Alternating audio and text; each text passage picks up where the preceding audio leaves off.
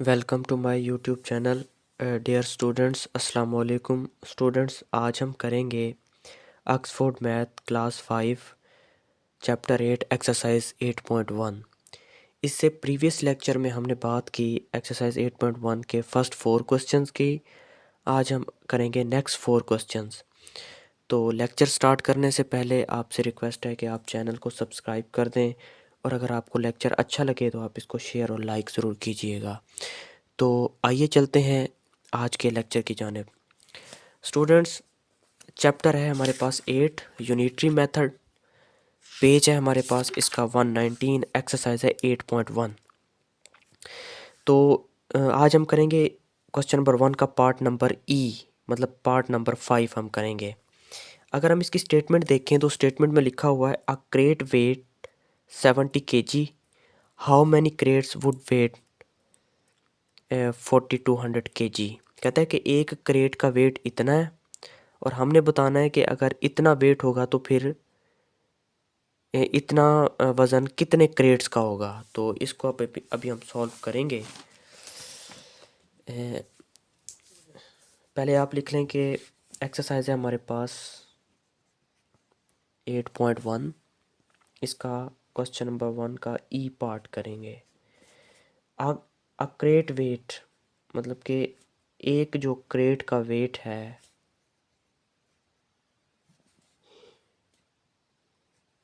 वो है हमारे पास स्टूडेंट्स 70 kg। एक क्रेट का वेट, एक क्रेट का वेट इतना है। अगर 42 kg क्रेट्स हों, वज़न हो, तो फिर क्रेट्स कितने होंगे? Crates would weigh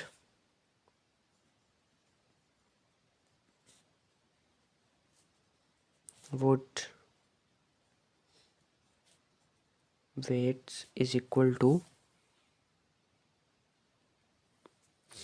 4200 kg।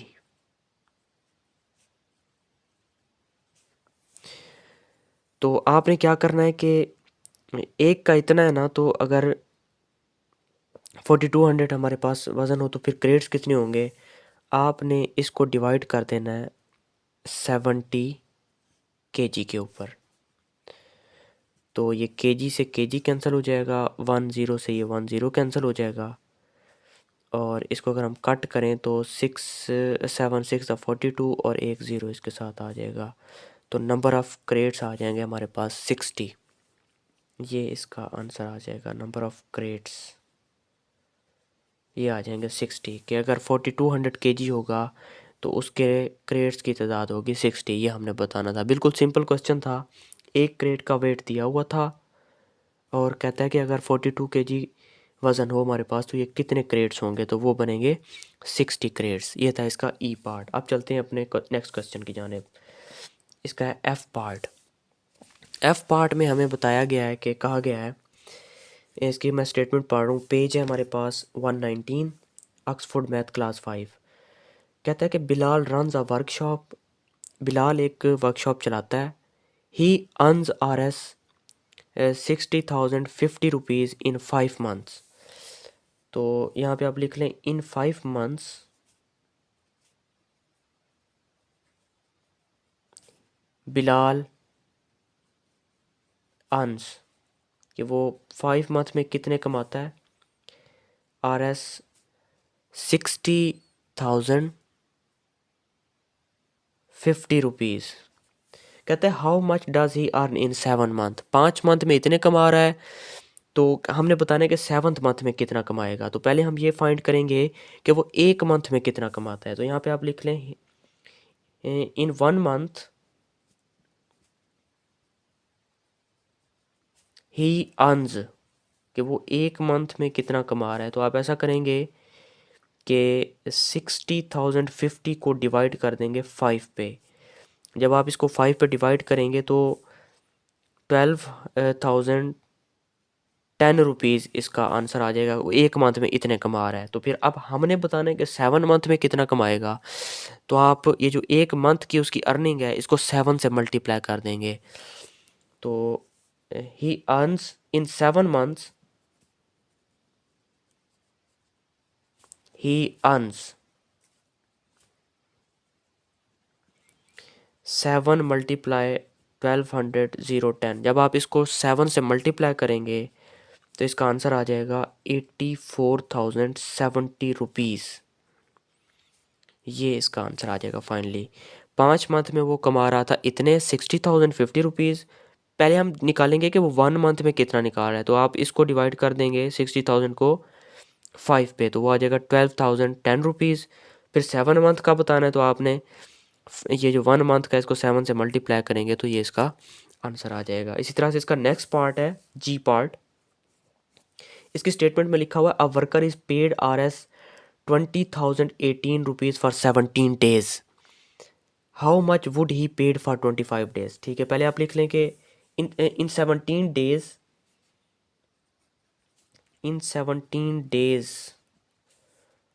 Worker paid के 17 दिन में जो वर्कर को पैसे दिए जाते हैं वो है हमारे पास 28,018 रुपीज़।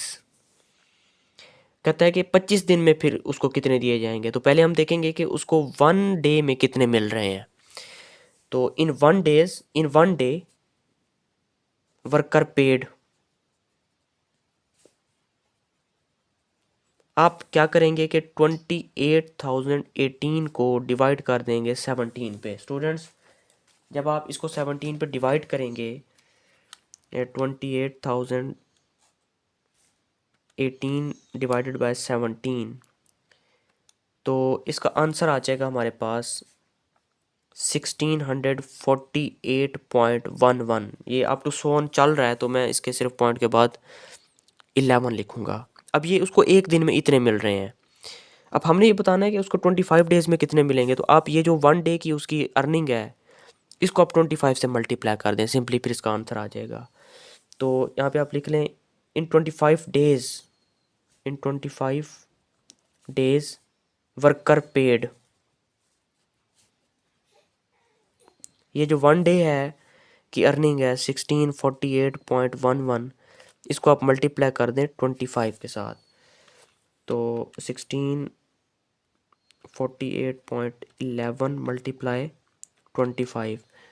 तो स्टूडेंट्स इसका आंसर आ जाएगा हमारे पास 41,202.75 रुपीज़। ये इसका आंसर आ जाएगा।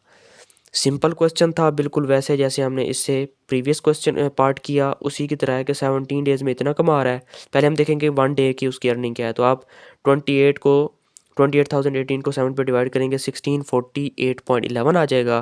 फिर 25 डेज़ का बताना है तो ये जो 1 डे की अर्निंग है इसको 25 से मल्टीप्लाई करेंगे तो सिंपली इसका आंसर आ जाएगा। अब है हमारा इसका लास्ट पार्ट, उसको देखते हैं। लास्ट पार्ट की अगर मैं स्टेटमेंट पढ़ूँ तो यहाँ पे लिखा हुआ है अ taxi charges RS 357.50 for a journey for 25 kilometre. एक टैक्सी चार्ज कर रही है 20 किलोमीटर के इतने। पहले आप लिख लें कि a taxi charges of 20 kilometre, इसका last part H। A taxi charges of 20 kilometre, 20 kilometre के जो उसके चार्जेस हैं वो है हमारे पास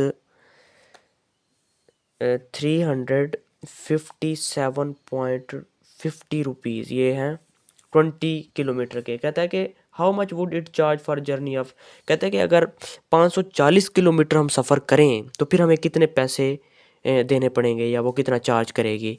तो पहले हम देखेंगे कि इसके 1 किलोमीटर के कितने बनेंगे।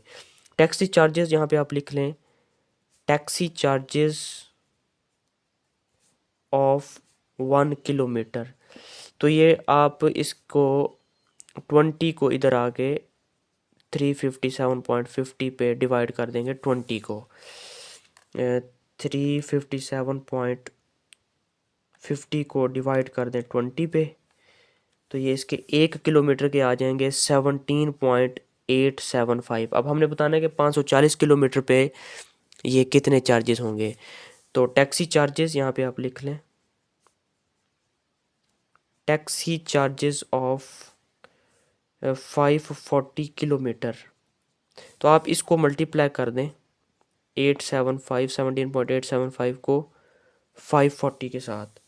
जब आप इसको मल्टीप्लाई करेंगे 540 के साथ तो आंसर आ जाएगा 9652